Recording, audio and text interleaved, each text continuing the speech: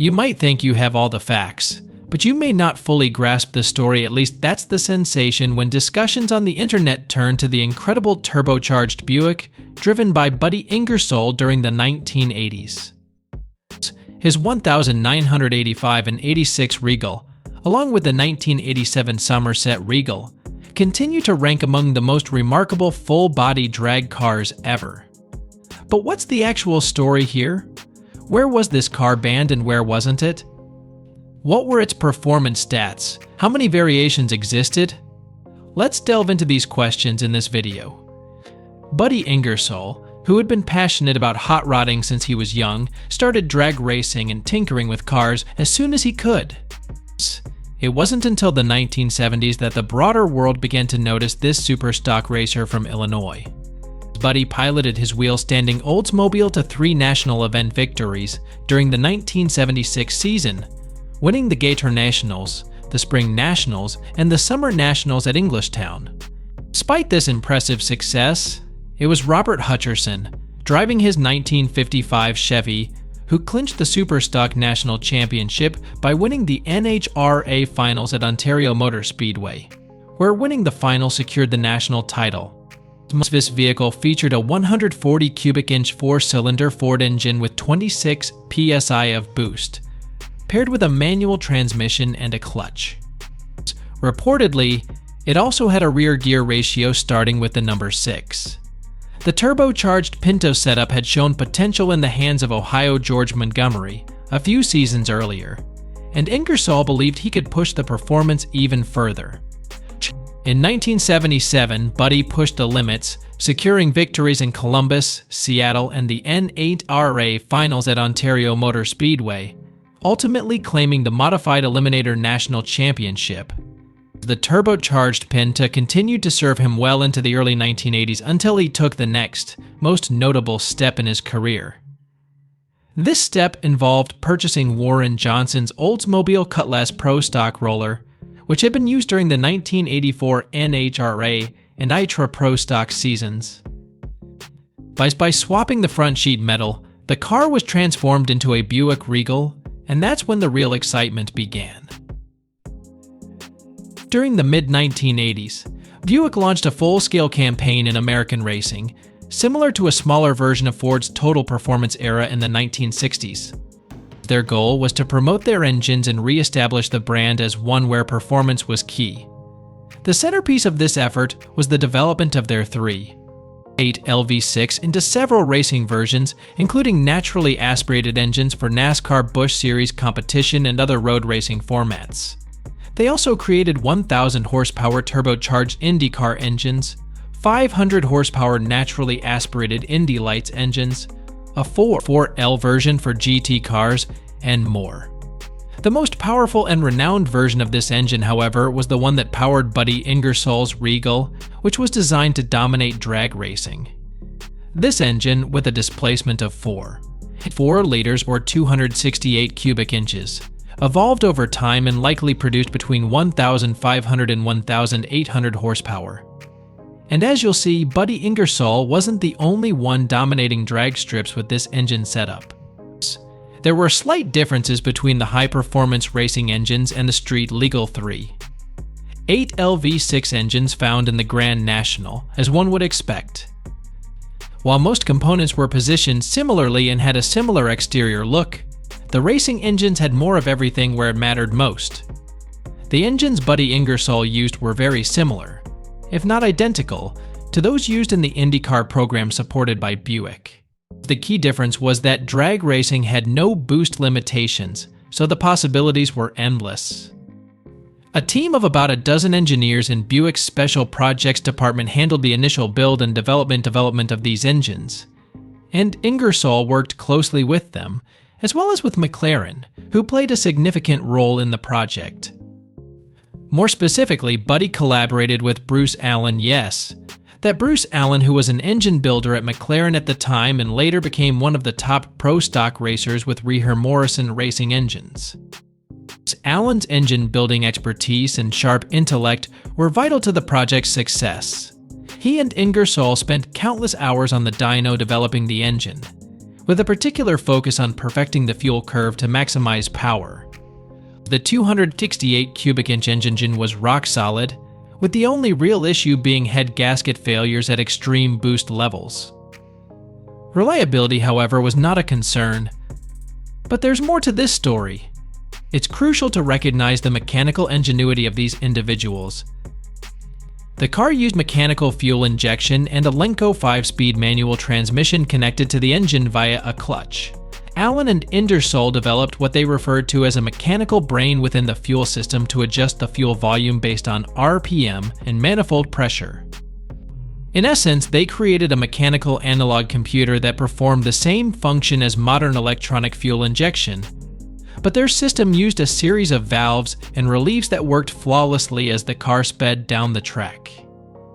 One of the challenges they faced was creating a fuel curve that was nearly the opposite of what most cars used, lean at low RPMs and rich at high RPMs.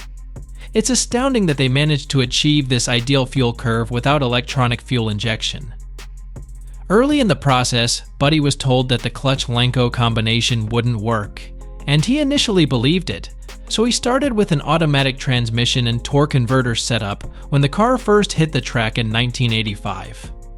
However, after consistently damaging torque converters and transmissions, he reverted to his Lenco clutch program. One of the car's great mysteries is how they managed to get it off the starting line without being able to load the engine to help spool the turbo, or later, the twin turbos. They apparently discovered that by leaning out the engine on the fuel side early on, the increased exhaust gas temperatures would help spool the turbos, allowing the car to launch.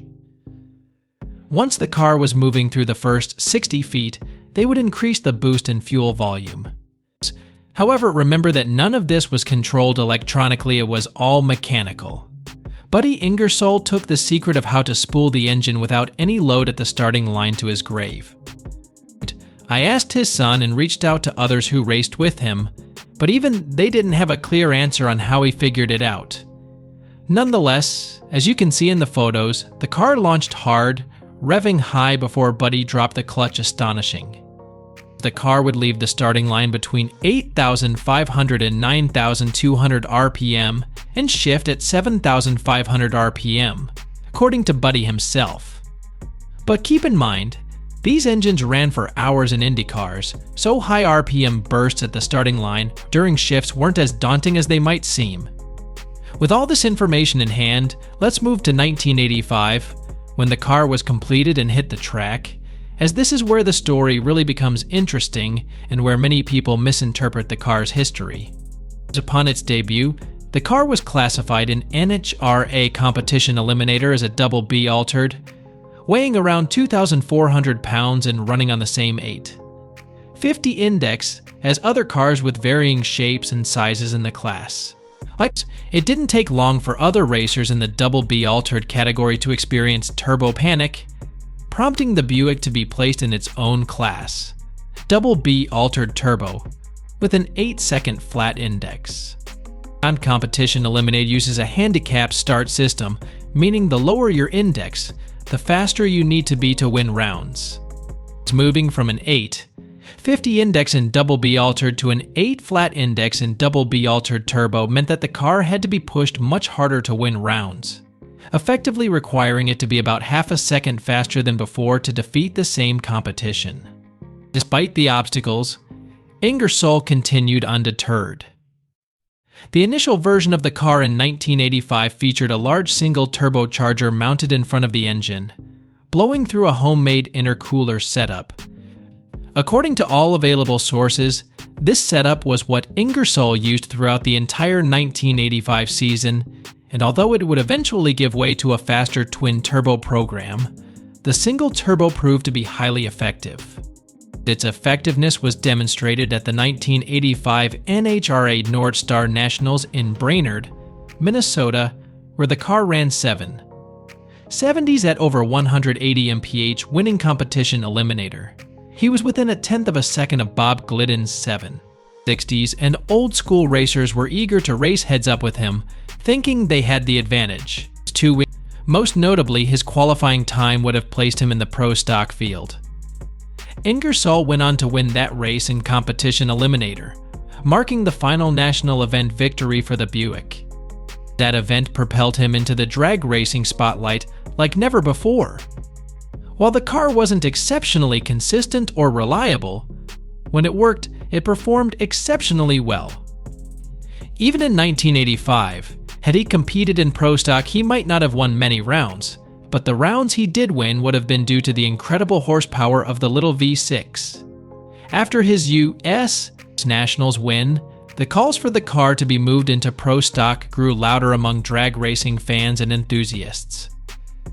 A quick side note, believe it or not, Buddy Ingersoll wasn't the only one with a turbocharged Buick in Competition Eliminator at that time, nor was he the quickest. That distinction belonged to Guy Hill, who drove the Hill and Williams altered turbo. Buddy's heavier car was a double B altered turbo, which used the same engine platform but in a different body style. Hill and Williams' car was a stripped down, aerodynamically sleek altered that spent years as the quickest and fastest competition eliminator car in history, running an impressive 7:10 at a 198 mph in the 1980s before they decided to slow down, install an inline-6 engine, and compete in F-Ed for the rest of their careers. Their altered was another engineering marvel of the 1980s, and their performances left the general public in awe. When asked about their relationship with Hill and Williams, Mark Ingersoll, Buddy's son, who raced alongside them at the time and continues to race today, was quick to clarify that they had no connection with the Hill and Williams program, and that they were as formidable competitors as anyone they had ever raced against. Now, back to our main story. By the end of the 1985 season, Buick, the drag racing community, and even Buddy Ingersoll himself had begun to openly advocate for the car to be included in the NHRA Pro Stock category.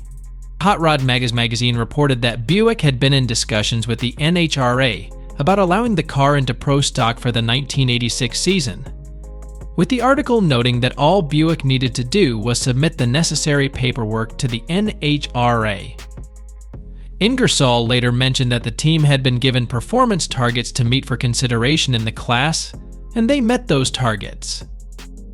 Buick was set to become a major NHRA sponsor moving forward, but the NHRA never approved the car for Pro Stock competition. This is a key point because many people mistakenly believe that the NHRA banned the car from Pro Stock, but the truth is it never ran in the category, was never allowed to run in the category, and thus was never banned from it. The number of people who wrongly believe this car was banned is staggering, but there's a reason for that. They're incorrect about the sanctioning body banning it from Pro Stock, but they're not wrong about it being excluded from a class called Pro Stock, where it was briefly allowed to compete. IRA Mountain Motor Pro Stock. Since the early 1980s, the NHRA has enforced a 500 cubic inch limit for its Pro Stock program, eliminating the need for constant engine weight adjustments and factors. The IRA took a different approach, allowing cars to have uniform weights but with no engine size limit, leading to the creation of Mountain Motor Pro Stock. Frustrated by the NHRA's decision, Ingersoll saw an opportunity in the IRA's heads-up Pro Stock category, where the potential for exposure and sponsorships was greater, a difficult feat in sportsman categories like Competition Eliminator. Ed Jones, who was in charge of IRA competition at the time and known for his unconventional ideas in drag racing, decided he needed this popular car in his program. He believed it would attract a crowd and steal headlines from the NHRA. He succeeded in drawing attention, but it didn't come without controversy. Up for the 1986 season, Ingersoll switched from the large single turbo in front of the engine to smaller twin turbos placed in a more favorable position near the front tires, significantly improving weight distribution and aiding the car's launch. Ingersoll began the season with a unique intercooler setup that injected liquid nitrogen and glycol into a sandwich plate on top of the 8 throttle bodies feeding the engine. While this was an innovative and impressive setup, it was eventually replaced by a pair of stock Grand National intercoolers, which used extensive ducting to maximize efficiency. With the twin turbos, the car became incredibly fast as the chassis worked better, The intercooling was more effective, and Ingersoll had a full season of experience to build upon. However, during the first 3 IRA national events of the season, things weren't going well for Ingersoll, and he had no significant ETs to boast about. There was some hope, though he occasionally posted impressive numbers, but round wins were slow in coming. Then, Buddy Ingersoll arrived at Bristol Dragway for a weekend that would change his life. The car that had run 7. 70s in 1985 was now running 7. 30s in 1986, he qualified with a 7. 37 at 191 mph, and this small 268 cubic inch V6 was competing against 700 cubic inch naturally aspirated V8s. The immense turbocharged power allowed him to defeat racers like Ricky Smith in the semifinals, and that's when things got heated. That victory put Ingersoll 1 win away from making history, placing him in a position that the rest of the Mountain Motor Pro Stock competitors didn't want to see. In the final round, he lined up against Bob Glidden, and although it seemed that Ingersoll was on track for victory after a strong start, he unfortunately burned the clutch, allowing Glidden to narrowly defeat him in the final round. As expected, other racers and sponsors were outraged, and the backlash reached Ted Jones. Faced with mounting pressure, Ted Jones made the only decision he could. He called Buddy Ingersoll the following week and informed him that the car was no longer permitted in IRA Mountain Motor Pro Stock. While some may blame sponsors like Ford or others who were reportedly in a panic, or the racers who were equally concerned, no one could fault Ingersoll, who had finally achieved what he had been striving for years to accomplish. With its brief IRA career over, the car returned to NHRA competition eliminator. Buick claimed they would submit the necessary paperwork to have the car considered for Pro Stock, but there are varying reports on whether that ever happened. Stories of missed meetings and vague promises that never materialized. Here's a quote from a 1986 Hot Rod magazine article on Buddy and Buddy Ingersoll and the car I've got to run Pro Stock. There's no sponsorship in comp, and this car costs a fortune to run. I can't run points meets any more than pro cars can. The tracks are too slick because they don't get enough use. And I can't get the car hooked up. When the turbo loads hard in high gear, the torque just blows the tires away and I have to back off. I can run 7. 70s all day on a good track at a national event, but a 7. 98 is the best pass I've made at a points meet all season long. Allowing this car into Pro Stock posed numerous challenges. Beyond the immediate need to adjust weights and factors for the turbocharged cars versus the naturally aspirated ones, there was another, potentially larger issue. Pontiac, Chevrolet, Ford, and Oldsmobile had all heavily invested in their big block cylinder head programs for NHRA Pro Stock during that era, which hadn't invested resources in the class but had a car that could show up and dominate. Unsurprisingly, no serious discussion ever took place about allowing this car into NHRA Pro Stock involving the manufacturers or anyone beyond internal executives. What many people overlook is that Buddy Ingersoll had a second turbocharged Buick that made its debut in the 1987 season. This was a more aerodynamic and unusual Buick Somerset Regal, which became his primary race car that year. I'm not sure I've ever actually seen a road-going version of a Buick Somerset Regal, but it certainly made for a striking Pro Stock style race car. The car began with a Don Hardy chassis that was later modified by Illinois chassis builder Larry LeMaine, with the identical engine combination from the Regal and the improved chassis and aerodynamics. The car immediately ran in the 7. 20s posting a 7. 29 at 194 mph. However, with his efforts to compete in IRA Pro Stock thwarted, and the NHRA not even considering the idea, Ingersoll seemed stuck and financially strained. This brand new car with so much potential was on the verge of being sidelined until Gale Banks stepped in and provided much needed sponsorship for the rest of the season. The payoff came at the 1987 U.S. Nationals, where Buddy made the quickest and fastest door slammer pass in NHRA history at that time. The Regal Somerset recorded a massive 7, 24 at 198. 23 mph. Suddenly, the ultimate goal for the season became breaking the 200 mph barrier. Earlier that year, Bill Coleman had crossed the 200 mph mark in a door slammer in March with a massive nitrous engine. Achieving 200 mph each in a full-bodied car was still extremely rare, and Buddy and his team wanted to not only reach that mark but also surpass it with a V6. Ingersoll continued to chase 200 mph for the remainder of the season in NHRA Competition Eliminator. Eventually, the car would reach 200 mph, marking the end of the turbocharged Buick chapter in Buddy Ingersoll's career. Buddy went on to become an outstanding crew chief for several racing teams, collaborating with legends like Warren Johnson and many others.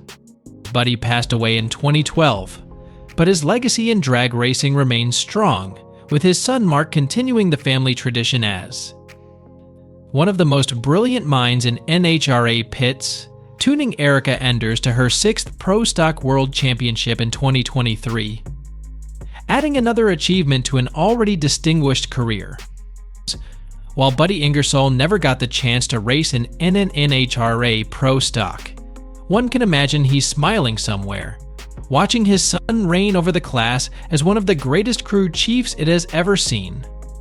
So now you're familiar with the story of Buddy Ingersoll and his turbocharged Buick's 2 cars. Not just one banned by the IRA, not the NHRA, and impressive not just for their time, but for all time. Thanks for tuning in. Don't forget to like and subscribe for more fascinating automotive history,